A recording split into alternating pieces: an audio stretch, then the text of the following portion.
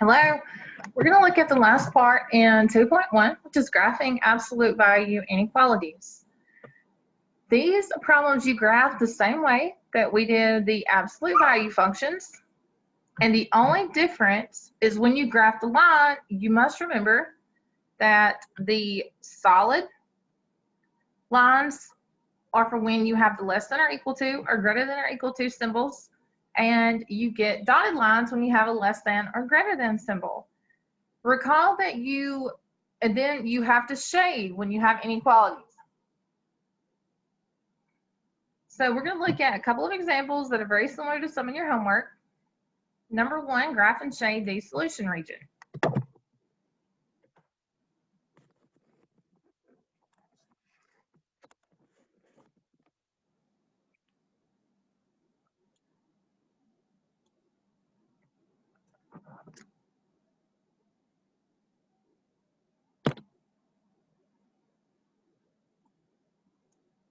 Okay, so the first thing we're going to do is we're going to practice and recall how to write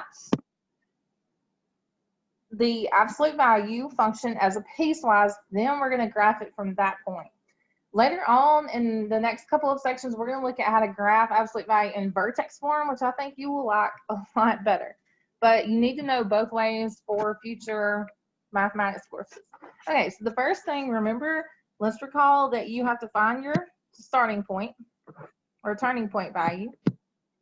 So turning point would be what makes the inside 0. So turning point, and you only are concerned with the absolute value part. So as you see, x equals 3 is our turning point value. Then we rewrite. You have to recall testing that turning point value. So 3, we need to see what happens when we plug in values less than 3. What happens when we plug in values greater than 3. When we plug in values greater than 3 into that absolute value, the x minus 3, such as -1, 0. So when we plug in values in that area, we're going to get negative inside. So when you get negative inside, it's going to turn it. So we get negative on the inside. So this is where we change the x minus 3 part to x plus 3. And recall when you plug in, or not recall rather, but let's test when I plug in values greater than 3 into this inequality, into the absolute value. If I plug in 4, 5, 6 into x minus 3, I get positive inside. So we get positive inside in this case. So this is where my inequality part stays the same. So remember rewriting that in piecewise function. We get y equals swirly brace, and we get the negative x plus 3, and then plus 4 stayed the same. Remember that. And then and that was for when x is less than 3. And we get, it stays the same. And don't forget your plus 4. That's the rest of that. That was when x was greater than or equal to 3. And once again, remember, I put the equal to part with this bottom piece because that's where x minus 3 stayed the same. Remember, the equality part always goes where it stays the same or doesn't change. So clean both of those up. All right, so if we simplify that, then for the top piece, we have y equals negative x plus 7 when you combine like terms. For the bottom piece, we have y equals x plus 1. And that the top was x is less than 3, bottom x is greater than or equal to 3.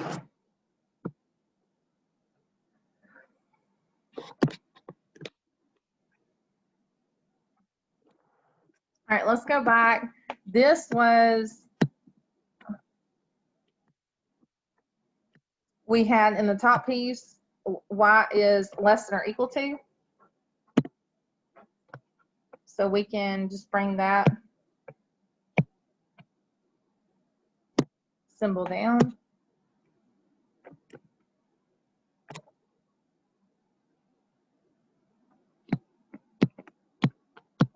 Okay, so graph each piece just like you would, as we've done before.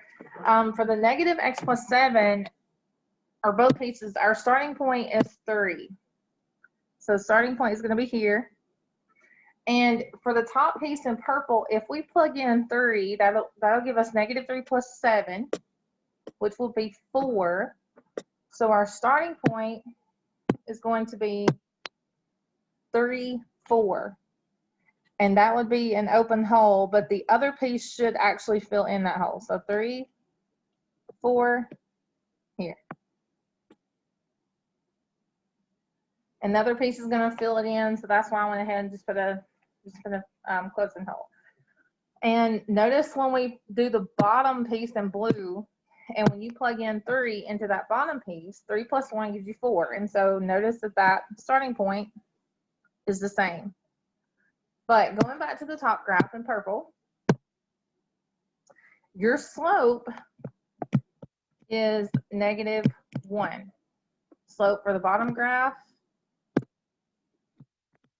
is positive 1. So for the top piece, I'm going to use my slope of negative 1, and I only want to see the left part of the graph. And the way that you can use your slope, you know that your line should actually be going downhill if you look at it from left to right. So we can reverse that and go up to the left one, put a point here, up to the left one, put a point here.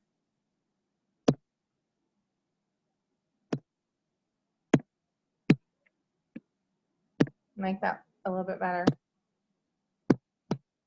So up one, left one, up one, left one. And then draw your line. Go in that way. And then for the bottom part in blue, use your slope of positive 1. You know it should be going uphill. And so from the starting point, we're going to go up 1 to the right one, up 1 to the right one, up 1 to the right one.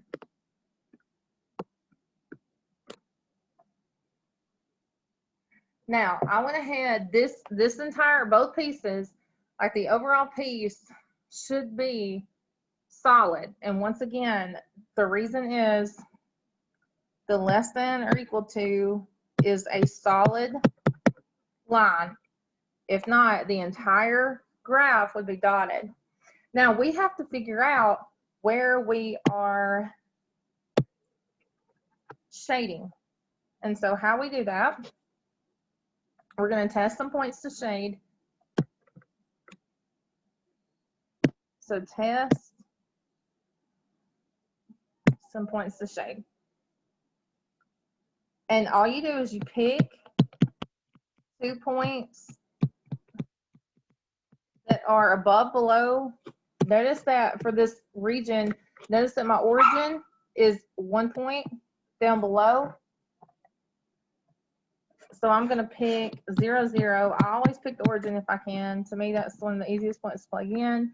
And then let's pick a point up here in this area here. I'm going to pick 3. I'm going to pick 3, 6. Notice that 3, 6 is in the top region. 0, 0 was down here. So you need to pick 2 order pairs in both regions. And, all right, so we said 3, 6. Or you can really just test 1. If it doesn't work in that area, if it doesn't work in that area, you're not shading in that area. And so you plug into your original.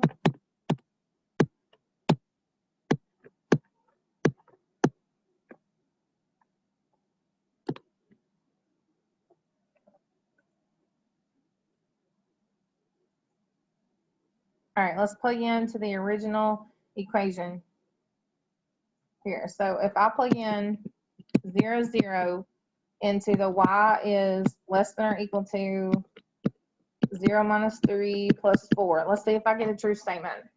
Well, the absolute value of, scratch that. We got to plug in 0 for both x and y.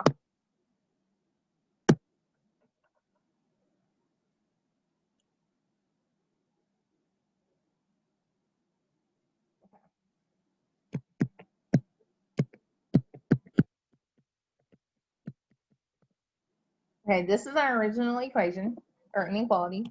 I'm going to test 0, 0. Plug that in for your x and your y. And we get 0 is less than or equal to. This becomes positive 3 because of the absolute value. So you get 7. And that is true. 0 is less than or equal to 7. So I know since 0, 0 gave me a true, since 0, 0 gave me a true statement, then I'm going to shade in that region. So this is what it would look like. You would shade all in this region down here and not above your absolute value. So once again, we graph the absolute value just like we did in the previous part of 2.1. Less than or equal to gave us a solid line. Then we tested the origin and it worked, so we shaded in that region.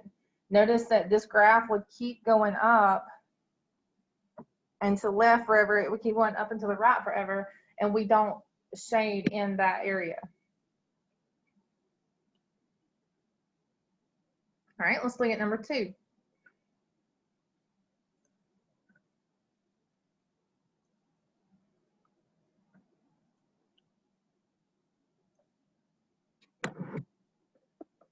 Number 2, if I decide what my turning point is, I'm only looking at 2 minus x. And so x would have to be 2. That's my turning point. So turning point, and I'm going to show you something a little bit different that we didn't do in the previous one that I've done in the other videos. You can actually go ahead and take this entire expression, and this is how we're going to do it in the next lesson when we solve absolute value equations and inequalities. When I test values less than 2 and values greater than 2, we're going to see what happens. So test sum in the 2 minus x, 2 minus x.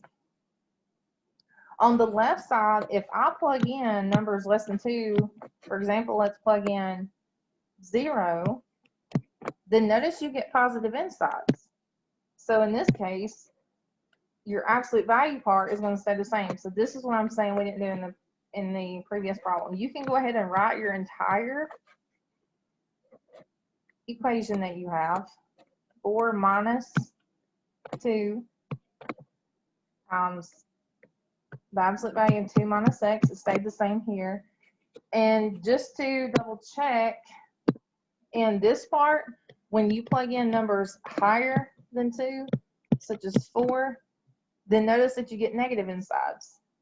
So in this case, it would change, but only what's in absolute value changes. So this becomes negative 2 plus x. And then you have to simplify that. Actually, let me fix something here.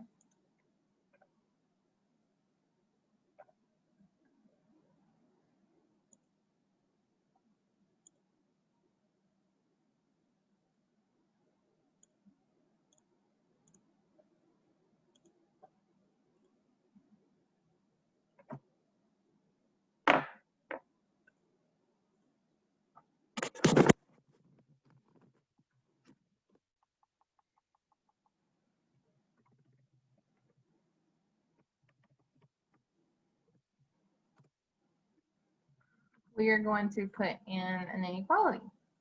So, all right, we're going to make it greater.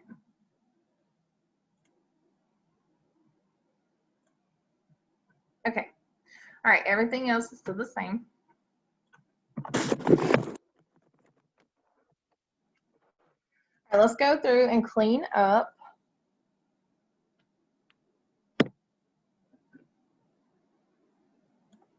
Okay, so we have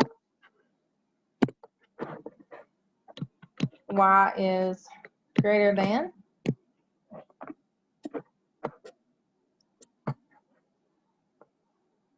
Look, once you realize that that is supposed to stay the same and this changes, those become parentheses. So once we change the absolute value, you no longer write absolute value anymore. So this first top piece is 4 minus 2 times 2 minus x, and that was for when x is less than or equal to 2. And once again, it didn't change here. Notice that did not change, stayed the same. So I get the equality part. For the piece in red, we have 4 minus 2 times negative 2 plus x, and that was for when x was greater than 2. All right, last but not least, as far as simplifying, let's distribute the 2, the negative 2, to both of those. So we get 4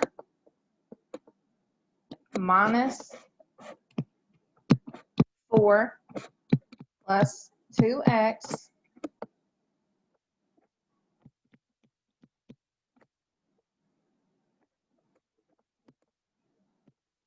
for the other one. Negative 2 times both of those. So that's going to give us 4 plus 4, negative 2 times negative 2. Negative 2 times x is going to give us negative 2x.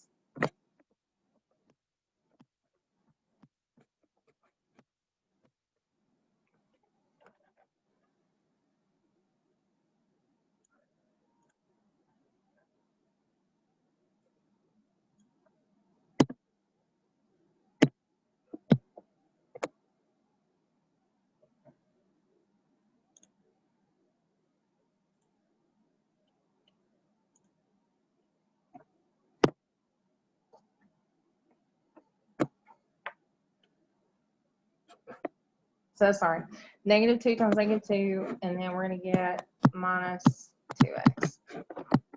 That was when x is greater than 2. Cleaning that up once again gives us y greater than, and we have on the top part in purple, 4 minus 4 goes away, so we're left with 2x. X is less than or equal to 2. On the bottom, 4 plus 4 turns into 8. So 8 minus 2x, x greater than 2. And to graph both of those,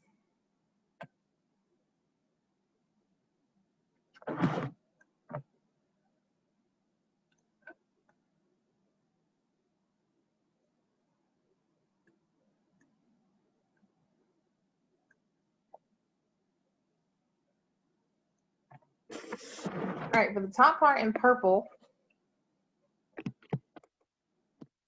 we'll say y equals 2x, and I'm just going to use an equal sign here for x less than or equal to 2, and then for the red part, y equals 8 minus 2x, x greater than 2. Plug in 2 in both cases. So here, if I plug in 2, my starting point is actually going to be 2, 4 for the purple part.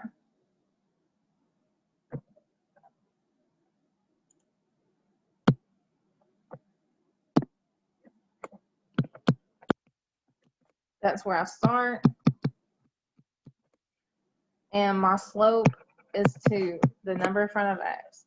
And then for the part in red, I plug in 2, and I'm going to get 8 minus 4, which is 4.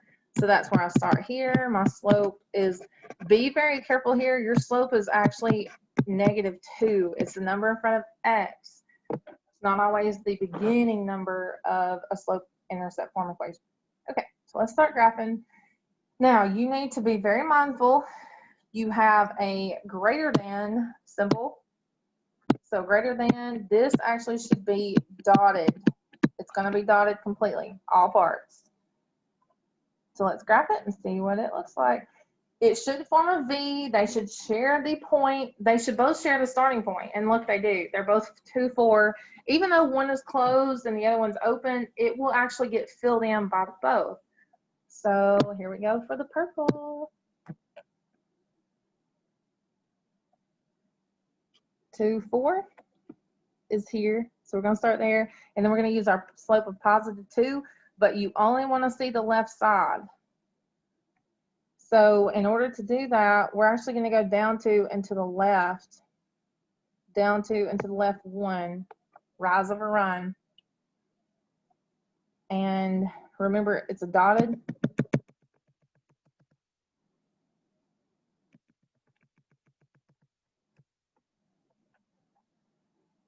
And for the part in red,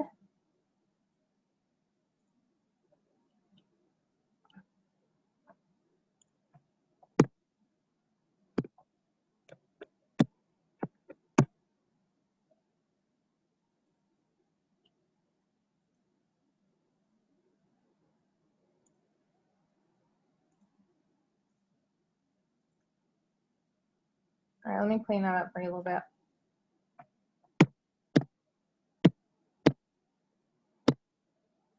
Okay, so 2, 4. And then use slope of going down 2 to the left 1, down 2 to the left 1. And it was a dotted line. And then we're going to look at the red part. Also, starting at 2, 4 for absolute value, they should always share that starting point. So 2, 4. And then this slope in red was -2. And you only want to see the right side of the graph.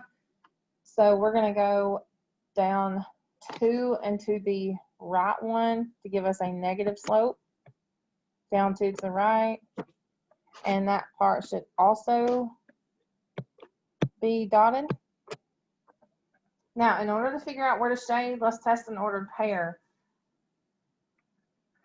Notice that we can't, all right, I'm going to pick an easy one. Notice that, let's pick a point down here. And if this one works, then we'll shade in this area here. If you pick an ordered pair in this region, and it works, you would shade here. If you pick an ordered pair here in this area and it doesn't work, you would shade in the other region and under the graph. All right, so let's test an ordered pair. I'm actually going to pick 2, 0. Let's pick an easy one, 2, 0. That ordered pair.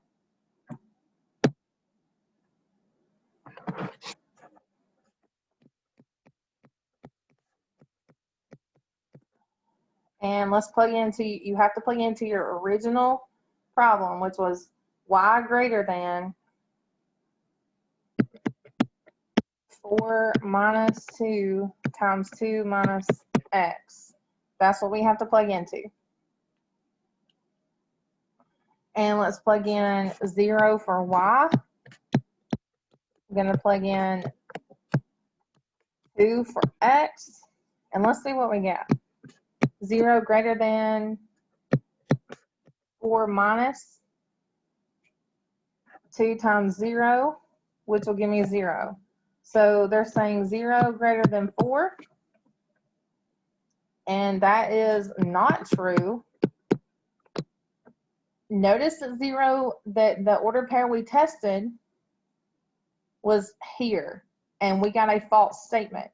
So we do not shade in this area. You would actually shade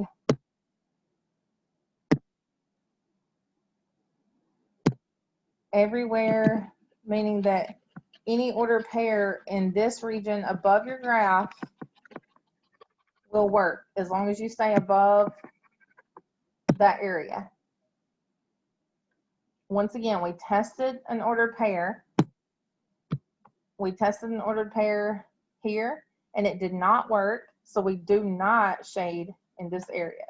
And if you want to see why this area does work, all right, let's test a Y value. Let's test this order pair of 0, 4, just to see why it works.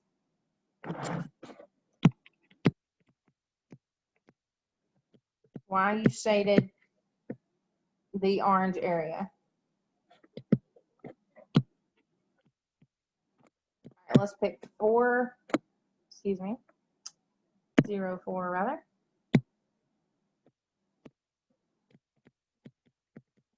And once again, plug into your original. So 4 was Y, greater than 4 minus 2, 2 minus 0, and we're left with 4 greater than 4 minus 0.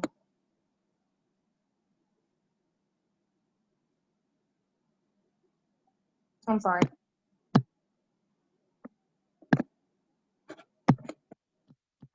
4 is greater than 0. I was going ahead and completing the problem in my head before I finished it. 4 greater than 0, which is true. So that's why the area in orange works. I hope this gives you a better understanding of graphing absolute value inequalities. Please feel free to reach out to me anytime. I can meet live with you guys. I know we're meeting live during class, having question and answer. However, I can meet live with you anytime that you need. I can go to Zoom, I go to Teams, whatever method works best for you. I will be more than happy to do so and help you one-on-one. We can share screens with each other, and I'll work problems with you, whatever I need to do. And I'm so thankful to be your teacher, and I hope you guys have a good day.